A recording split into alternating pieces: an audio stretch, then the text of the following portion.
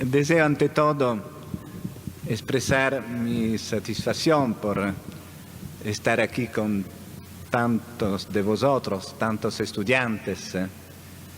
Expresar también mi agradecimiento por la invitación a participar a este congreso importante.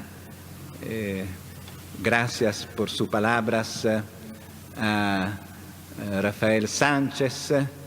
El agradecimiento también a Roberto Oliva y Miguel Carbonell por la invitación a participar a esta mesa. Y deseo también disculparme por esto malo español. Hablaré en un español un poco aproximativo que espero sea más comprensible que un bueno italiano. El tema de mi ponencia es el garantismo penal. Digo subito que garantismo es una palabra relativamente nueva en el léxico jurídico y político, que ha sido introducida en Italia de algunos de nosotros en los años 70, que se ha difundida también en el léxico español, en el léxico portugués. Y con esta palabra se entiende las técnicas de garantías de los derechos, sobre todo de los derechos fundamentales. En este sentido, el garantismo puede ser considerado l'otra faccia, l'otra cara del constitucionalismo. Así como las garantías son la otra cara de los derechos fundamentales. Los derechos sin garantías, también el derecho a la vida, si faltaría la prohibición del homicidio. Todos los derechos fundamentales, los derechos de libertad, los derechos sociales, a la instrucción, a la salud, a la subsistencia, serían palabras, serían derechos de papel, sin técnicas de garantías, instituciones de garantías, es decir, obligaciones y prohibiciones a cargo de la esfera pública, límites y vínculos al poder político de la mayoría. Las técnicas de garantías son diferentes por los diferentes tipos de derechos. El conjunto de las funciones de garantías, las instituciones de garantías, representa la dimensión, diría, sustancial de la democracia, porque tiene que hacer con la tutela y la satisfacción de los intereses vitales de todos. En este sentido, los derechos fundamentales son derechos de todos, son la base de la igualdad. Y naturalmente podemos mesurar el grado de democracia, el grado de garantías, de la efectividad, el grado de efectividad concretas de las garantías de los diferentes tipos de derechos. En este sentido, podemos hablar de un derecho, de un garantismo liberal, a tutela de los derechos de libertad, de un garantismo social, a tutela de los derechos sociales, a la instrucción, a la salud, a la subsistencia, de un garantismo internacional que lamentablemente es casi enteramente privo de garantías. Tenemos muchas cartas de los derechos a nivel internacional y muchas pocas instituciones de garantías.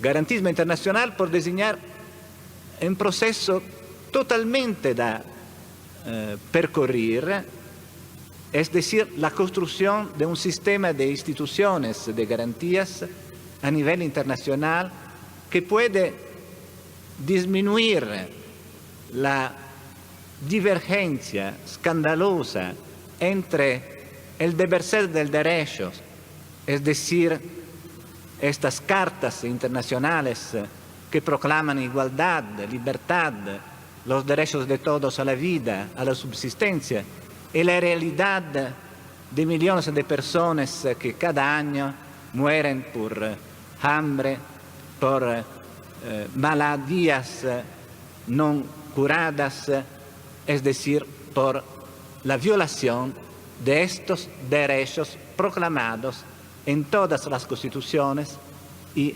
también en las cartas de los derechos internacionales, la Declaración de los Derechos Humanos de 1948, los pactos de 1966, la Carta Interamericana.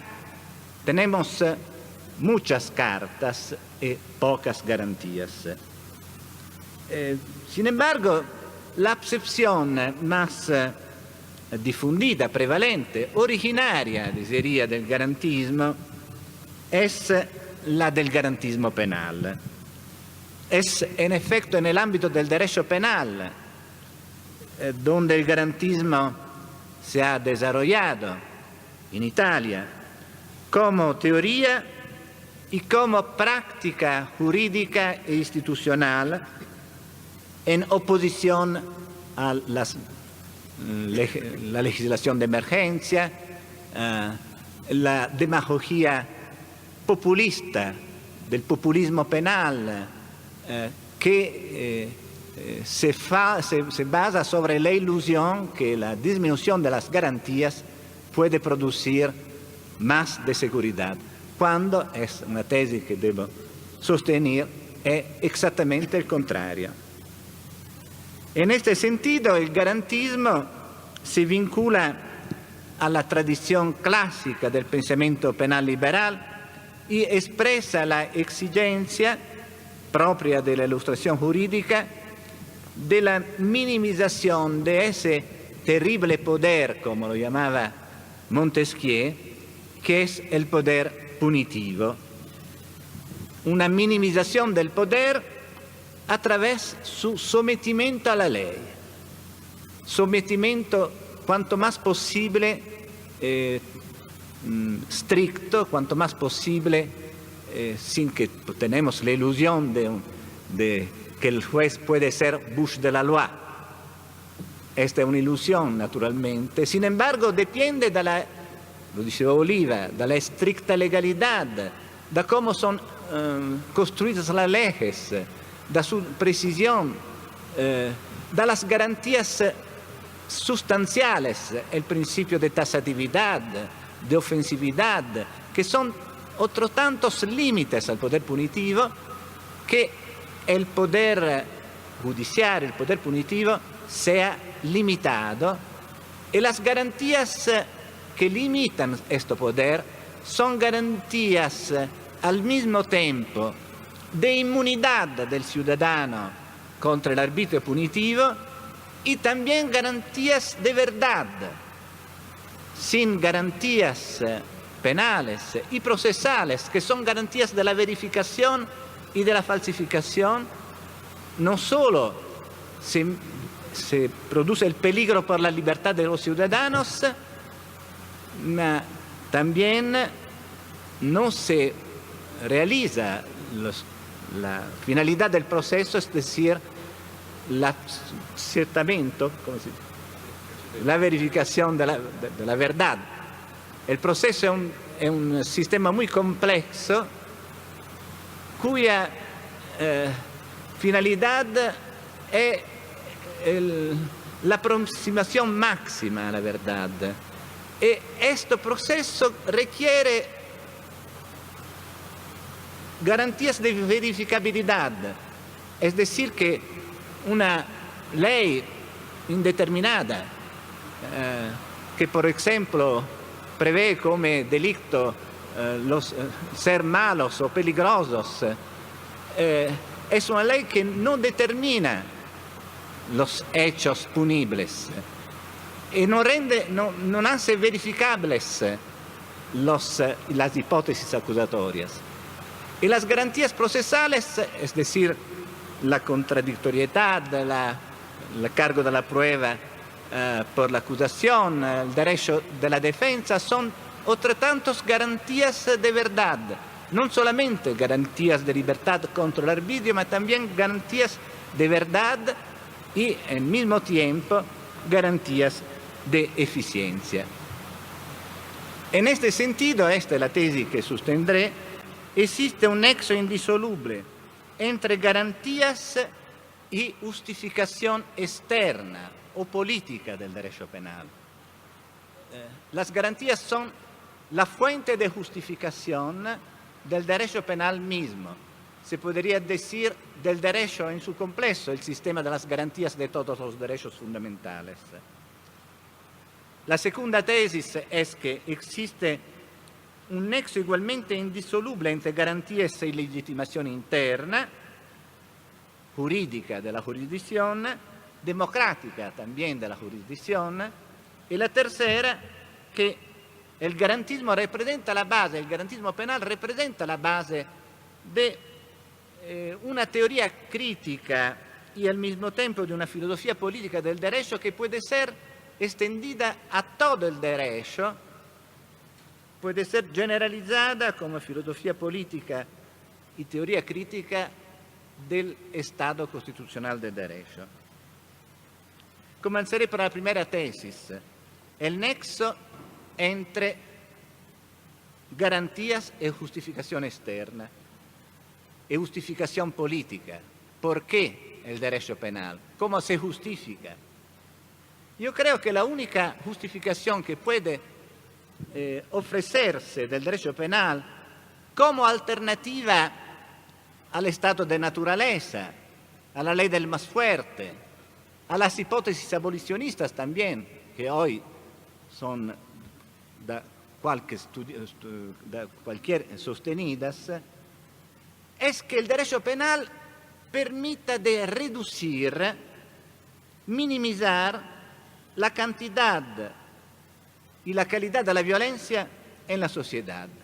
Debemos ser conscientes que estas promesas son promesas normativas, que no pueden ser realizadas nunca más perfectamente. Tendremos siempre un grado mayor o menor de garantías y de democracia, y un grado también de derecho ilegítimo. La posibilidad del derecho ilegítimo es un defecto y también la mejor cualidad de un sistema político. Solamente los sistemas sin derechos, sin normas constitucionales, pueden pretender de no haber espacios de invalidez. El constitucionalismo produce una divergencia entre el deber ser y el ser del derecho. Positiviza el deber ser del derecho. En esta manera, el constitucionalismo, el sistema de los derechos fundamentales constitucionalizados, es normativo respecto a la política. Ha cambiado el reparto entre derecho y política. No es el derecho un instrumento de la política, ma es la política un instrumento por la actuación de los derechos fundamentales establecidos en las constituciones.